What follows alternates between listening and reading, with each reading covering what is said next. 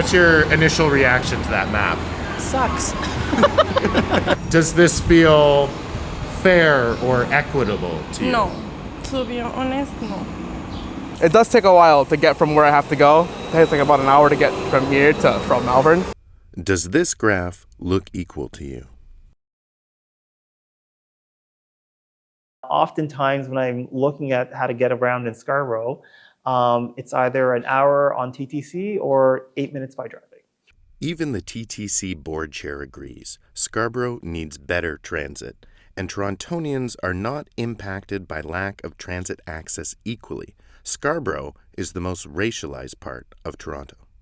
On average, the more racialized a Toronto ward is, the fewer subway stops that ward has. The most subway stops, University, Rosedale. Yep. No surprise there, it's smack dab in the middle of the city. And the fewest stops are a number that are at zero. But there's your ward right at the end. Yes. The most racialized and zero subway stops.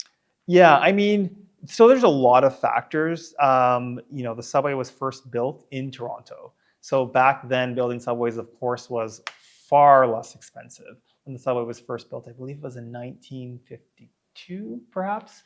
Back then, there was different perceptions of whether or not a subway was beneficial for a community. A lot of people looked down upon subways as a way to keep certain people out of certain communities. So communities were built around the car.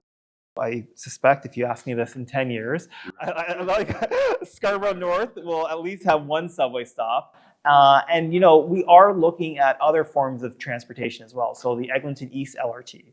A significant portion of the Eglinton East LRT will go through Scarborough North. So it will be looping to connect with Shepherd and McCowan. It will also be going up north with a terminus at Malvern Town Centre. So that would be a significant boost in the number of transit stops in Scarborough. The Eglinton East LRT is a proposed extension of the long overdue Eglinton Crosstown LRT. Councillor Myers says one reason why the Eglinton Crosstown has been so difficult to build is that Premier Mike Harris chose to fill in the subway line along Eglinton that Premier Bob Rae started to build in the mid-90s, a decision that has aged about as well as Drake's response to Kendrick Lamar.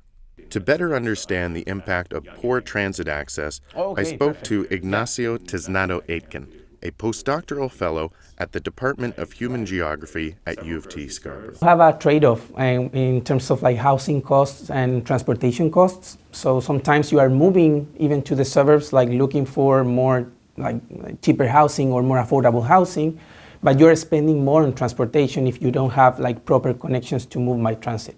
I have to wait a long time. I know that, I don't know how many people get off and on, but I know that I'm always waiting. Yeah. And sometimes I'll get here and they'll just pull away. So it's annoying, that's all.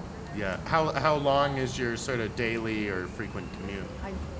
As infrequently as possible. Do you feel like the rest of the city gets better transit, or is it equal? No, it's not equal. Definitely it's not equal.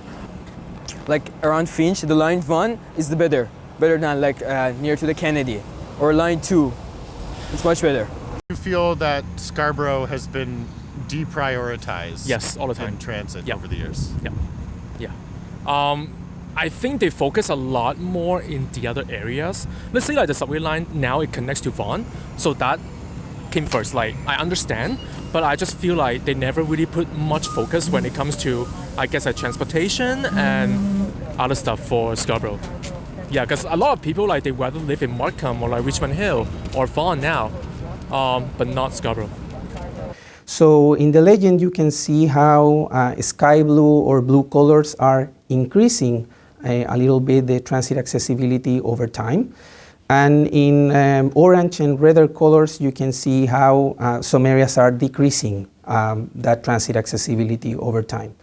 So in the area that is highlighted in red, that is Scarborough, you can see how there's no big changes in Scarborough in these 25 years. There was an entire LRT network planned for Scarborough called Transit City. And part of those lines are now being constructed. So Finch West LRT, Eglinton Crosstown, but Scarborough was supposed to essentially have 50 LRT stops. all paid for by the province. When Rob Ford came into office in 2010, he scrapped predecessor David Miller's plans for Transit City.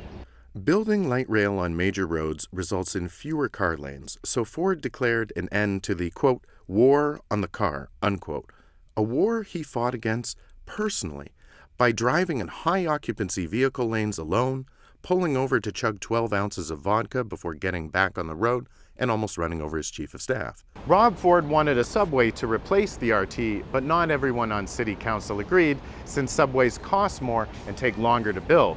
Light rail moves more transit riders to more transit stops, but subways move transit riders faster. Councillors debated the issue for years until eventually former Mayor John Tory and Premier Doug Ford, like his brother, a proponent of subways over light rail, decided to build the Scarborough subway extension, but with a privatization model similar to the Eglinton Crosstown LRT that, according to city councillors like Josh Matlow, who has called for a public inquiry into the crosstown, has resulted in years of delays.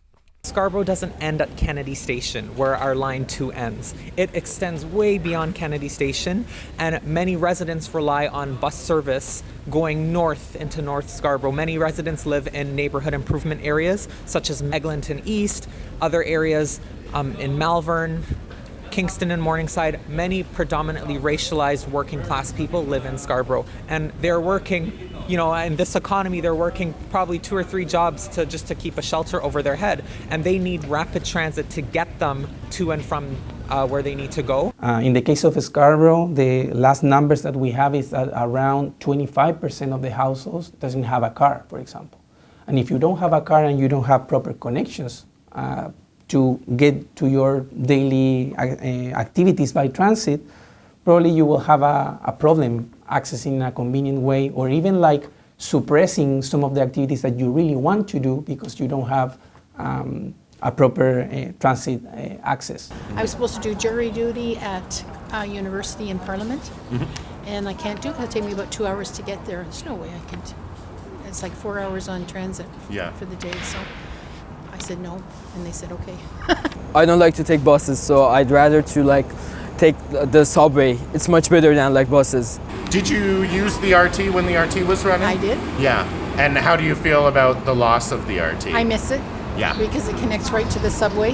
Yeah. And it was convenient. So we have, had, I wouldn't say concerns, we've had similar questions as to when we can expect the Scarborough subway to open. Is it on time? The official date we've received is 2030.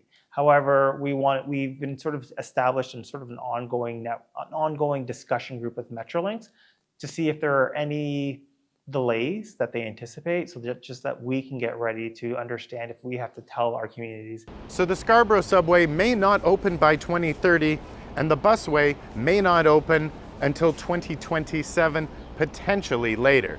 The Eglinton East LRT has yet to begin construction, nor has the Shepherd subway extension, which would connect with the Scarborough subway extension. So while Scarborough waits for these transit projects, what other solutions are there to improve transit access? Investing more in public transportation and in active transportation networks as well. I think that if you compare, for example, cycling networks in Toronto and Scarborough, you also see big differences in terms of connections and quality of the infrastructure. Same for walkability, like how easy it is to move pedestrians on a daily basis. So more investment in sustainable transportation options as public transport, walking and cycling. I think what we really saw in the pandemic was Scarborough is in a lot of ways the backbone of Toronto, and they need to get to work in order to keep the city functioning. And when you have a population mostly racialized, mostly working class that can't get to where they're going, it holds everything back. So I think the city of Toronto is belatedly coming around to the realization that the future of this city is in Scarborough. It's pointing east, and we need to make sure that people have an efficient, safe, and convenient way to get around the city so that they can take advantages of opportunities throughout Toronto, but also in their own neighborhoods, in their own communities.